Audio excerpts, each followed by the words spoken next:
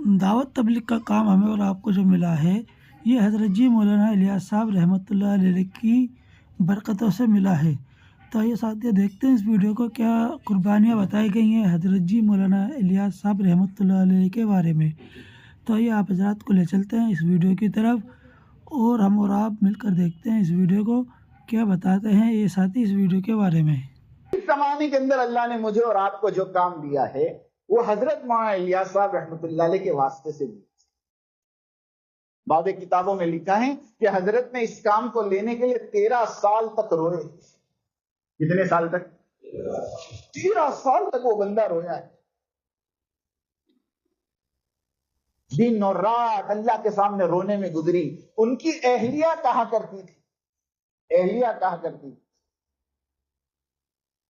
कि आपको क्या गम हो गया, क्यों रो रहे हैं?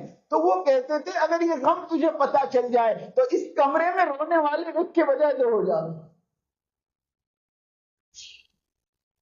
और फजाइल अमाल के शुरू में जो मुकद्दमा लिखा है उसके अंदर ये बात लिखी है कि हजरत बाज मर्तबा ये शेर अपनी जबान पर कहते थे, किसी की शबे वसल सो कर कटे, किसी की शबे हिजर रो कर कटे। शबे विस्र कहते हैं मिलाप की रात को, और शबे हिजर कहते हैं जुदाई की रात को। हजरत फरमाते थे किसी की शबे विसल सो कर कटे, कभी किसी की शबे हिजर रो कर कटे। या इलाही मेरी ये कैसी शब है, न रो कर कटे है न सो कर, न रो कर कटती है न सो कर। बाद मरतबा घर वाले परेशान हो जाते तो ये अपने घर को छोड़कर खेतों में निकल जाते और खेतों में बैठकर घंटे रोते और कहते या अल्लाह तेरी उम्मत का क्या हो, तेरे नबी की उम्मत का क्या हो। मदरसा शुरू किया और पहला बच्चा मदरसे का हाफिज बना, और मेवात वाले हजरत को लेने आए कि हजरत हमारे बच्चा और हमारे मदरसे का पहला बच्चा हाफिज हुआ है और उसके इनाम का जलसा हमने रखा है, हम चाहते हैं हजरत आप भी उस जलसे में तशरीफ लाए। मौलाना इलियास और उनकी दीनी दावत जो मौलाना मंजूर नोमानी ने लिखी है, उस किताब में ये किस्सा लिखा है कि हजरत ने जब वहां पहुंचे और स्टेज के ऊपर हजरत को बिठाया, और जब वो बच्चा इनाम लेने के लिए आया जो कुरान का हाफिज था, हजरत ने जब उसके हुलिये पे नजर डाली तो कहते वो धोती में पहना हुआ था और कान के अंदर बाली थी। हजरत के अंदर से चीख निकली, या अल्लाह इस उम्मत का गए हजरत क्या होगा। इस रोने धोने पर अल्लाह रब्बुल इज्जत ने इल्हाम के जरिए से मस्जिद नबवी के अंदर बुलाकर 3 दिन मस्जिद नबवी में कयाम करवा कर, सुनो मेरा जुमला, बाकायदा बाकायदा मौलाना इलियास साहब रहमतुल्लाह अलैह को कहा गया कि आप मस्जिद नबवी में 3 रात कयाम करें। उस जमाने में रात को मस्जिद बंद हो जाती थी। मस्जिद के खादिम से बात की, कहा कि कोई ऐसी शक्ल निकालो कि मुझे 3 रात यहाँ ठहरना है। उसने कहा कि नहीं हो सकता, रात को ये मस्जिद बंद हो जाती, रात को ये मस्जिद बंद हो जाती। बहुत समझाने के बाद कि अल्लाह के नबी की तरफ से मुबश्शरात है, बशारतें हैं और बहुत ज्यादा जरूरी काम है, तो उस खादिम ने कहा कि एक शक्ल हो सकती है। क्या हो सकता है? क्या ईशा की नमाज के बाद आप नमाज की लंबी नियत बांध लें, मैं दरवाजा बंद करके चला जाऊंगा, सुबह में आके खोल दूंगा, बाकी खुला तो नहीं रख सकता। तो ठीक है।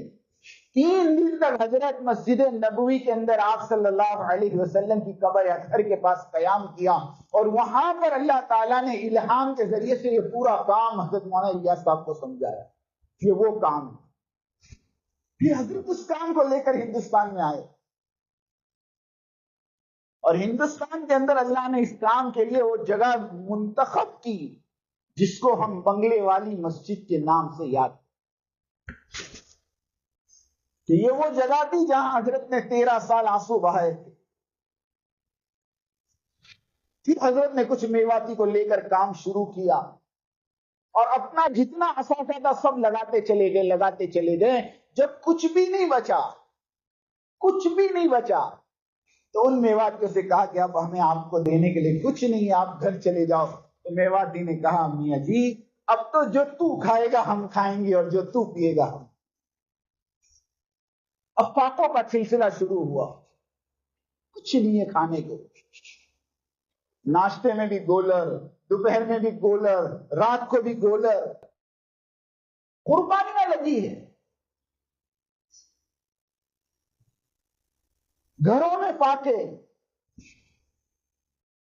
مولانا الیاس صاحب رحمت اللہ علیہ کے گھروں میں فاقے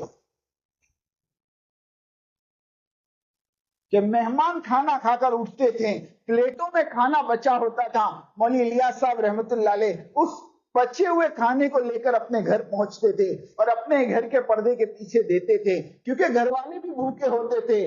گھر والے اور مولانا یوسف صاحب دونوں ہاتھ دھو کر دسترخوان بچھا کر اس پلیٹ کو لے کر بیٹھتے۔ ابھی تو پہلا نیوالا نہیں توڑا ہوتا کہ باہر سے آواز آتی، ارے بھائی دوسری جماعت آ گئی، اگر کھانا ہو تو بھیج دو۔ کہتے کہ یہ ہاتھ دھویا ہوا یہ اس دسترخوان سے بغیر کھڑے ہو جاتے اور اس پلیٹ کو دوبارہ باہر دے۔ مرکز جو بنتا ہے نا وہ قربانی سے بنتا ہے۔ ہاں، حضرت ابراہیم علیہ السلام، حضرت اسماعیل علیہ السلام اور حضرت حاجرہ علیہ السلام کی قربانی لگی ہے، تب جا کے اللہ نے کعبۃ اللہ کو پوری دنیا کا مرکز بنایا ہے۔ اعلان کرنے سے بن جاتا ہے؟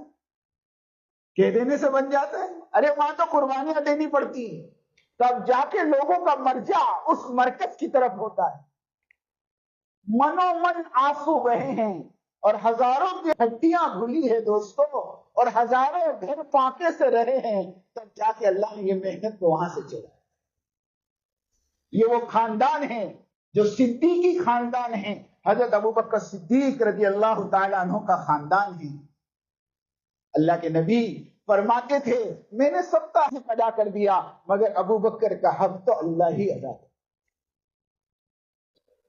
ایسے ہم پورے یقین کے ساتھ کہتے ہیں، پورے یقین کے ساتھ کہتے ہیں، اس میں کوئی شک نہیں، اس میں کوئی ڈھیل نہیں، کوئی باندھ چھوڑ نہیں، کہ اس امت پر حضرت الیاس صاحب اور ان کے خاندان کا جو حق ہے یہ امت قیامت تک ادا نہیں کر سکتی ادا۔ اس آدمی نے اپنی اولاد کے لیے نہیں رویا، وہ تمہارے لیے رویا ہے۔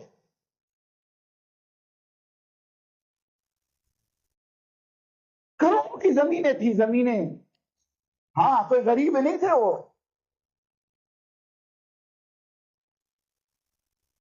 زمینوں کے مالک تھے وہ، لیکن قسم خدا کے اس دین کے خاطر اس آدمی نے اپنا سب کچھ لگا دیا۔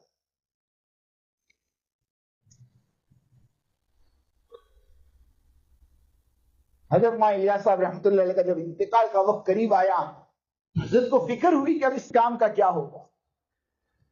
حضرت نے مولانا زکریا صاحب رحمۃ اللہ علیہ کو بلایا۔ مولانا زکریا صاحب رحمۃ اللہ علیہ مولانا الیاس صاحب کے بھتیجے بھی ہیں اور سمدھی بھی ہیں۔ مولانا زکریا صاحب کی دونوں لڑکیاں مولانا یوسف کے نکاح میں تھی، ایک طرف سے بھتیجے بھی ہیں اور ایک طرف سے سمدھی بھی ہیں، اور اس وقت ایک مقام کا حضرت کا مولانا زکریا صاحب رحمۃ اللہ علیہ کا، اور شیخ عبد القادر صاحب رائے پوری رحمت اللہ علیہ، ان دونوں کو بلا کر کہا کہ مجھے فکر ہے اب اس کام کو کون سنبھالے گا۔ اس وقت حضرت کے 6 خلیفہ تھے، ایک حافظ مقبول صاحب تھے، ایک حافظ ضامن صاحب تھے، ایک معاشرہ رحمت اللہ علیہ تھے، ایک مولانا احتشام الحسن صاحب تھے، باقی 2 کے نام میرے ذہن میں نہیں۔ حضرت نے ان 6 خلفاء میں سے کسی کو اپنا خلیفہ بنانا چاہا۔ اب مشورہ ہوتا رہا حضرت عبد القادر صاحب رائے پوری رحمت اللہ علیہ کے بارے میں اور مولانا زکریا صاحب کے بارے میں کیا کیا جائے۔ آخر میں بات 2 پر آئی۔ دیکھو یہ میں اس لیے بتا رہا ہوں تاکہ آپ کو شروع سے پوری کہانی سمجھ میں آئے۔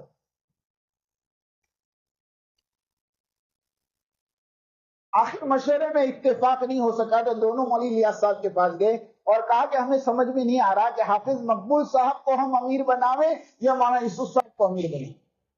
تو اس سے مولانا الیاس صاحب رحمۃ اللہ علیہ نے یوں کہا کہ حافظ مقبول کے اوپر میوات اتنا جمع نہیں ہوگا جتنا مولانا یوسف کے ہاتھ پر جمع ہو، تو میرا فیصلہ ہے کہ یوسف امیر ہے، اور فیصلہ ہو گیا۔ اور حضرت الیاس صاحب رحمۃ اللہ علیہ نے اپنے بیٹے یوسف سے کہا آ بیٹا یوسف گلے مل لے ہم تو چلے. لکھا ہے کتابوں میں بس وہ گلے لگانا اور وہ ایسا گلے لگائے ہیں کہ پوری فکریں حضرت مولانا الیاس صاحب رحمۃ اللہ علیہ سے مولانا یوسف پر منتقل ہوئی. تو ساتھی یہ ویڈیو جو ہم نے آپ کے سامنے رکھی ہے، اس ویڈیو کے متعلق آپ کی جو بھی رائے ہو آپ اپنی رائے ہمارے ساتھ ضرور شیئر کریں. تو پھر ملیں گے اسی طرح اور کوئی نئی بیان اور کوئی نئی اپڈیٹ کو لے کر. جب تک آپ حضرات اپنی دعاؤں میں ہمیں یاد رکھنا. اب آپ لوگ ہمیں دیں اجازت. السلام علیکم ورحمۃ اللہ وبرکاتہ.